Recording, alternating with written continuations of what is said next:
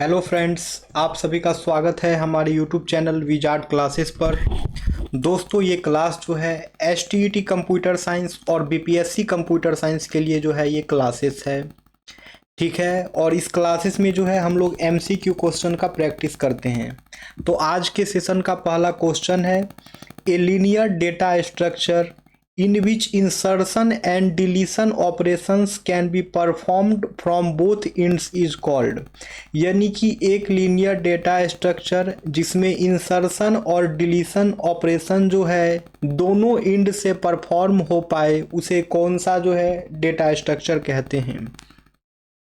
Option A है queue data structure, option B है circular queue, option C है D queue, option D है more than one of the above, option E है none of the above. तो इसका correct answer जो है वो हो जाएगा डी क्यू। ठीक है, डी क्यू जो है एक लीनियर डेटा स्ट्रक्चर है जिसमें इंसर्शन और डिलीशन ऑपरेशंस जो है दोनों एंड से जो है परफॉर्म होता है। ठीक है फ्रेंड्स, तो डी क्यू के बारे में जान लीजिए। डी क्यू का फुल फॉर्म जो है वो डबल इंडेड क्यू होता है।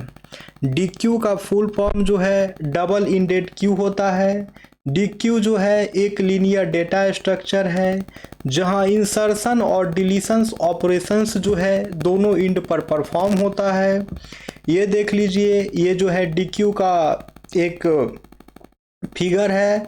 ठीक है, इंसर्शन भी हो रहा है और रिमूवल भी हो रहा है, बैक एंड से भी इंसर्शन भी हो रहा है और रिमूवल भी हो रहा है।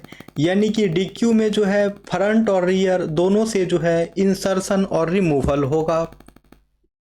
नेक्स्ट क्वेश्चन है, dash commands makes the update performed by the transaction permanent in the database.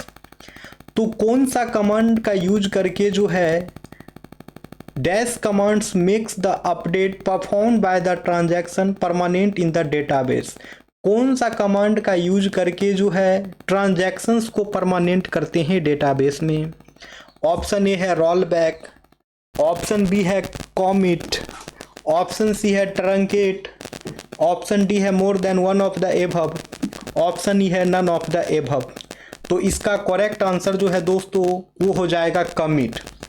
इसका करेक्ट आंसर जो है वो हो जाएगा कमिट। यानी कि कमिट कमांड का यूज करके जो है दोस्तों ट्रांजैक्शन को परमानेंट कर देते हैं डेटाबेस में। ठीक है दोस्तों, यानी कि कमिट कमांड का यूज करके जो है डेटाबेस में ट्रांजैक्शन को परमानेंट कर देते हैं। Commit command is use to permanently save any transaction into the database. Database में जो है किसी भी ट्रांजैक्शन को सेव करने के लिए जो है कमिट कमांड का यूज करते हैं। अब है which of the following is the advantage of the array data structure. इनमें से कौन सा जो है एरे डेटा स्ट्रक्चर का जो है एडवांटेज है। ऑप्शन ए है elements of mixed data types can be stored. Mixed data type के एलिमेंट इसमें स्टोर हो सकते हैं।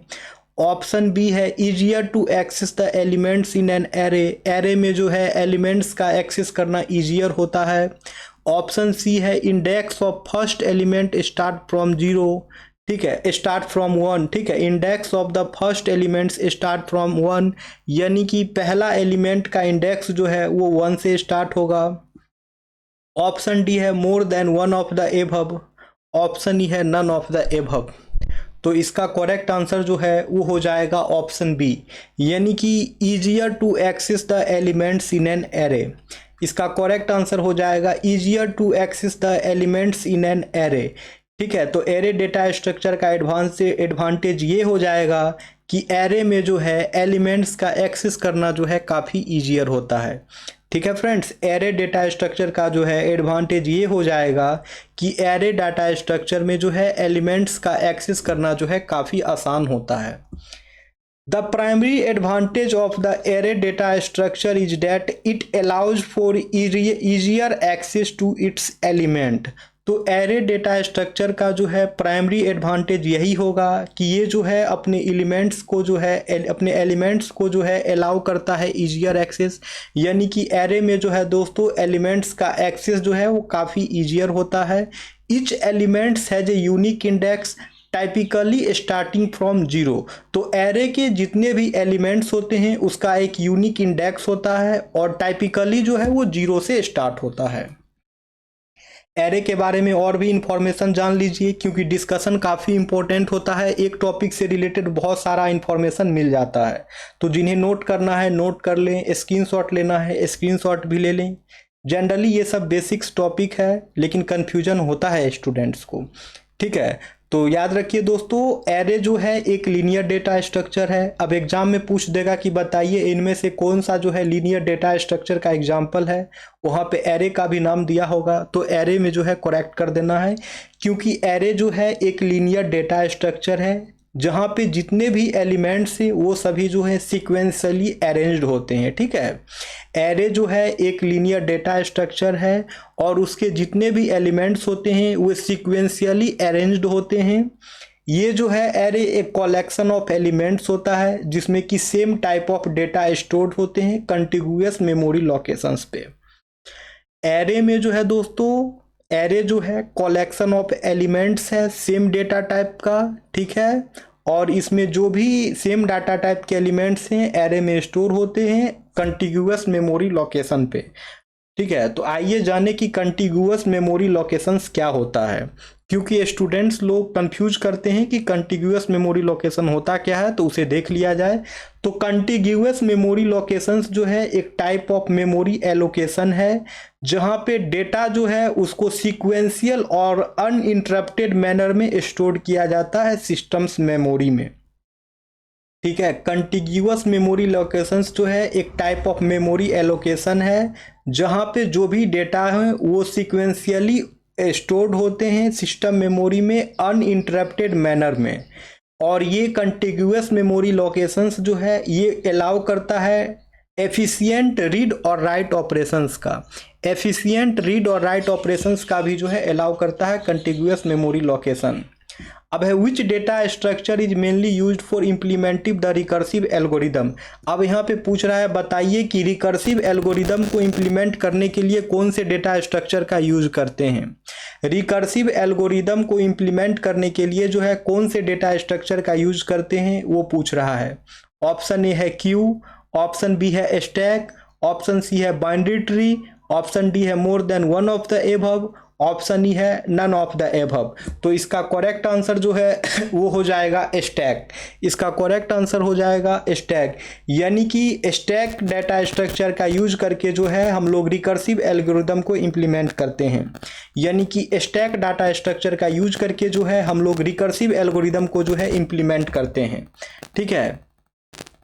रिकर्सन को भी हम लोग स्टैक के थ्रू इम्प्लीमेंट करते हैं। यहाँ पे रिकर्सिव एल्गोरिदम दिया गया है या फिर रिकर्सन दिया गया है, बात एक ही है, ठीक है। तो स्टैक के थ्रू ही जो है हम लोग रिकर्सन को भी इम्प्लीमेंट करते हैं, याद रखना है दोस्तों। अब आइए जानते हैं स्टैक डाटा स्ट्रक्चर के बारे में। तो एरे की तरह जो है स्टैक भी जो है एक लीनियर डेटा स्ट्रक्चर है that follows the LIFO principle. Stack जो है एक लीनियर डेटा स्ट्रक्चर है जो कि लीफो प्रिंसिपल को फॉलो करता है, यानी कि last in first out principle को जो है स्टैक फॉलो करता है, ठीक है दोस्तों। स्टैक जो है last in first out principle को जो है फॉलो करता है। It contains only one pointer top pointer. Stack जो है सिर्फ एक ही पॉइंटर को जो है कॉन्टेंस करता है जिसका नाम है top pointer, pointing to the top most element of the stack, जो कि पॉइंट्स करता है एलिमेंट्स के टॉप मोस्ट, स्टैक के जो है टॉप मोस्ट एलिमेंट को। Whenever an element is added in the stack, stack में जब भी जो है एक एलिमेंट को ऐड करते हैं, it is added on the top of the stack, वो जो है स्टैक के टॉप में जो है जाकर के ऐड हो जाता है, ठीक है। स्टैक में जो है कोई भी एलिमेंट्स को अगर ऐड करते हैं तो स्टैक के टॉप में जाकर के ऐड हो जाता है। And the element can be deleted only from the stack, और फिर वो एलिमेंट जो है स्टैक से ही जो है डिलीट होता है। In other words a stack can be defined as a container. Other words यानी कि दूसरे शब्दों में स्टैक को जो है हम लोग एक कंटेनर के तौर पे डिफाइन करते हैं। In which insertion and deletion can be done from the one end known as the top of the stack. ठीक है। तो स्टैक को जो है हम लोग एक कंटेनर के रूप में जो है इसे डिफाइन करते हैं, और स्टैक में जो है इंसर्शन और डिलीशंस जो है सिर्फ एक ही इंड से जो है परफॉर्म होता है, जिसे कि टॉप ऑफ द स्टैक कहा जाता है। डीक्यू में हम लोग पढ़े थे तो उसमें इंसर्शन और डिलीशन जो है बोथ इंड से था, लेकिन स्टैक में जो है इंसर्शन और डिलीशन जो है वो जो है एक ही इंड से है, जिसे टॉप ऑफ द स्टैक कहा जाता है। स्टैक के बारे में और जानिए। It is a data structure that follows some order to insert and delete the elements and that order can be LIFO और फिलो। स्टैक जो है एक लीनियर डेटा स्ट्रक्चर है जो कि सम ऑर्डर को फॉलो करता है, डेटा को एलिमेंट्स को इंसर्ट करने के लिए और एलिमेंट को डिलीट करने के लिए, और ये ऑर्डर जो है वो कहलाता है लीफो या फिर फिलो, यानी कि लास्ट इन फर्स्ट आउट या फिर first in last out.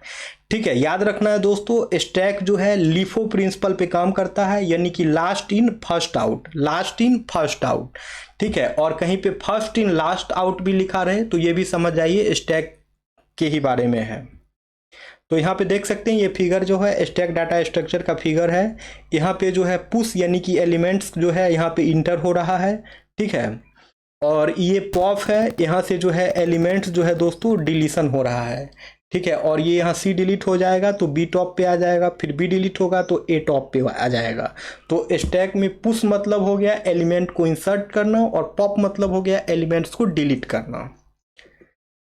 The process in which a function call itself directly or indirectly to solve a problem is called recursion। यानी कि एक प्रोसेस जिसमें कि है फंक्शन अपने आप को डायरेक्टली या फिर इनडायरेक्टली कॉल करता है किसी स्पेसिफिक प्रॉब्लम को सॉल्व करने के लिए, उसे जो है रिकर्सन कहा जाता है।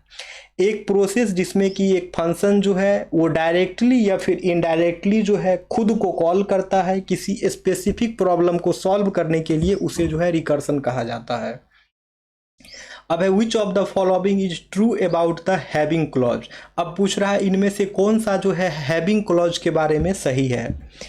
ऑप्शन ए है similar to the where clause but is used for columns rather than group. तो कह रहा है यहाँ पे कि ये जो है सिमिलर टू वेयर क्लॉज के तरह ही सिमिलर होता है, लेकिन इसका यूज जो है कॉलम्स के लिए किया जाता है। ठीक है, but it is use for columns rather than group.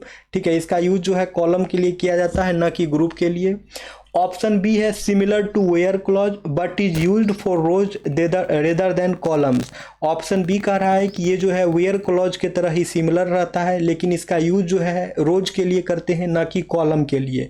Option C कह रहा है similar to where clause but is used for groups rather than rows. Option C कह रहा है कि वेयर क्लॉज के तरह ही सिमिलर होता है, लेकिन इसका इस्तेमाल जो है ग्रुप्स के लिए करते हैं, न कि रोज के लिए। ऑप्शन डी है more than one of the above. Option E है नन ऑफ द एबव। तो दोस्तों इसका करेक्ट आंसर जो है वो हो जाएगा similar to where clause but is used for groups rather than rows. ठीक है, तो हैविंग क्लॉज के बारे में जो स्टेटमेंट सही है वो ये स्टेटमेंट है कि हैविंग क्लॉज जो है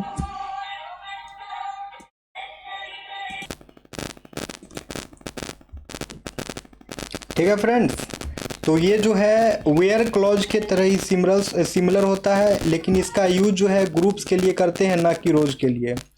ठीक है, हैविंग क्लॉज जो है ये भी वेयर क्लॉज के तरह ही सिमिलर होता है, लेकिन इसका यूज जो है ग्रुप्स के लिए करते हैं, ना कि रोज के लिए।